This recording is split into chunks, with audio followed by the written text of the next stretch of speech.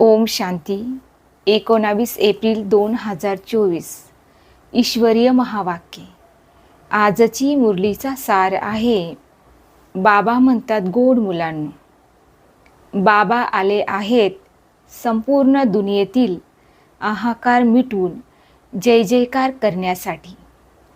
जुन्या दुनियेमध्ये आहे अहंकार, नवीन दुनियेमध्ये आहे जय जयकार.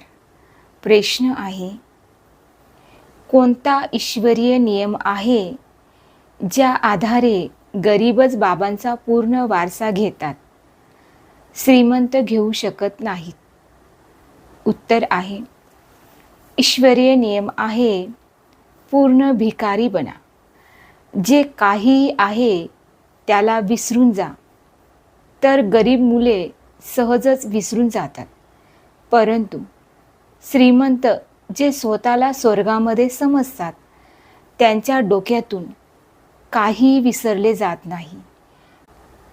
त्यामुळे ज्यांना धन दौलत मित्रसंबंधी आठवणीत राहतात ते खरे योगी बनू शकत नाहीत.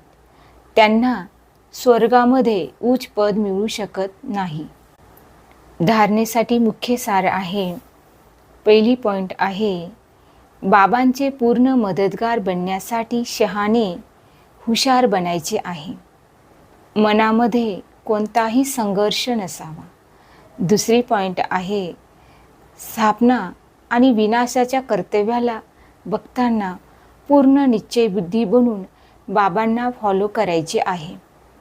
जुन्या दुनियेच्या पायी पैशामधून बुद्धी काढून पूर्ण बेघर बनायचे आहे. मित्रसंबंधी धन दौलत इत्यादी सर्व काही विसरून जायचे आहे.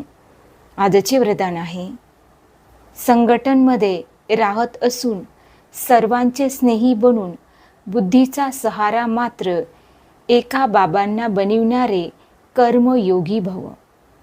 स्पष्टीकरण आहे, काही मुले संघटनमध्ये स्नेही बनण्याऐवजी दूर राहतात, घाबरतात की कुठे अडकणार तर नाही, त्यापेक्षा तर दूर राहिलेले बरे.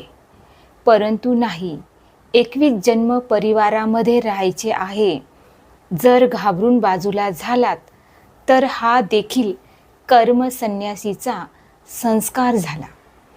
कर्मयोगी बनायचे आहे, कर्मसन्यासी नाही.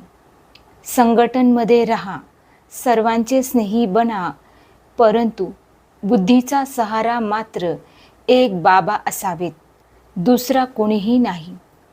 बुद्धीला कोणत्या आत्म्याची सोबत, गुण अथवा कोणती विशेषता आकर्षित करू नये. तेव्हा म्हणणार कर्मयोगी पवित्र आत्मा. स्लोगन आहे, बाप दादांचा राईट हँड बना, लेफ्ट हँड नाही. अच्छा. गोड गोड खूप वर्षानंतर भेटलेल्या मुलांप्रती मात पिता बापदादांची प्रेमपूर्वक आठवण आणि सुप्रभात. आत्मिक पित्याचा आत्मिक मुलांना नमस्ते. अम्मा आत्मिक मुलांचाही आत्मिक पित्याला नमस्ते. ओम शांती.